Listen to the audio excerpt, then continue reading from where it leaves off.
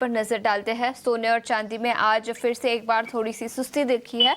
हालांकि कच्चा तेल तेजी के साथ कारोबार करता हुआ, लेकिन ट्रेडिंग के लिहाज से स्ट्रैटेजी बताने के लिए अब हमारे साथ केडिया कमोडिटीज के अजय केडिया जी जुड़ चुके हैं।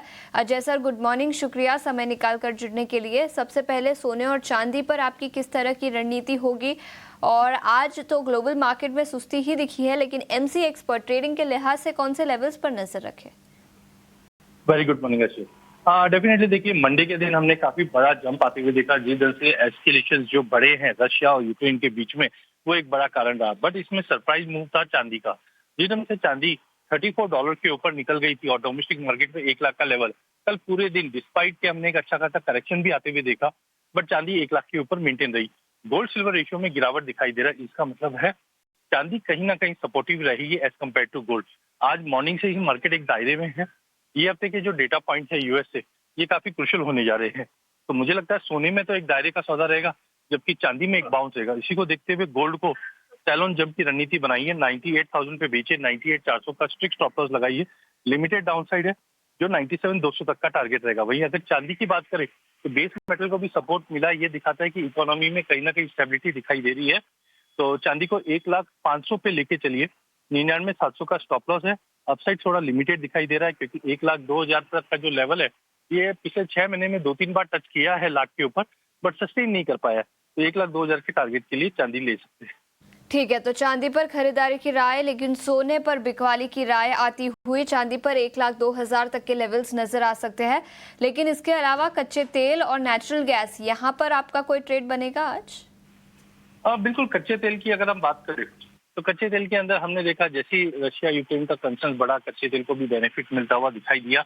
एंड साथ में अगर हम देखें तो ग्रोथ को लेकर चिंताएं थोड़ी अभी भी बनी हुई है, बट डिस्पाइट दैट ओपेक ने भी जो प्रोडक्शन बढ़ाई, ये सबका फैक्टर इन प्राइजेस लेके चल रहा है। तो आई थिंक कच्चे तेल में कंटिन्यू तेजी रहेगी 65 के ऊपर। एज ऑफ नाउ भी अगर हम देखें तो प्राइजेस कंटिन्यू होल्ड करके चल रहा है। तो एमसीएक्स के ऊपर 5380 पे लेके चलना है। 5300 का स्टॉप लॉस है। कॉशियस टारगेट रहेगा 5500, बिकॉज पिछले 4-5 महीनों में हमने कभी भी 5500 के ऊपर होल्ड नहीं किया। हालांकि आज का जो भाव है 5400 के ऊपर, ये 6 हफ्तों के हाई पे। वहीं नेचुरल गैस की अगर बात करें तो यहाँ पे स्टोरेज इनफिलिंग हो रही है, और साथ में रशिया यूक्रेन का टेंशन भी यूरोपियन गैस को जो सपोर्ट कर रहा है, ये प्राइजेस को सपोर्ट करता हुआ दिखाई देगा। तो 314 पे लीजिए, 309 का स्टॉप लॉस लगाइए, 322 तक का टारगेट रहेगा। तो ये नजरिया नेचुरल गैस पर खरीदारी की राय 322 तक के लेवल्स नजर आ सकते हैं। लेकिन इंडस्ट्रियल मेटल्स की बात करें तो zinc, lead, copper, aluminium, Ajay ji, यहाँ पर किस तरह का ट्रेड बनेगा आज? पूरे इंडस्ट्रियल मेटल में हमने एक चीज तो क्लियर है कि यूएस और चाइना के बीच में जो ट्रेंड था वो काफी हद तक कम हुआ। हालांकि 2-3 दिन पहले जो अपडेट आया यूएस और यूरोप, उसने सेंटीमेंट थोड़ा खराब जरूर किया था। बट ये हफ्ते के अंत तक यूएस और चाइना के बीच में बैठक है, वहां से कुछ पॉजिटिव आउटकम आता हुआ दिखाई दे रहा है, जिसके चलते पूरे बेस मेटल पैक में कल भी हमने तेजी आती हुई देखी, और आज भी लग रहा है कि प्राइजेस को सपोर्ट मिलता हुआ दिखाई देगा। कॉपर जून वाइदा 867 पे लेके चलना है। 862 का स्टॉप लॉस रहेगा। 875 का इमीडिएट टारगेट है।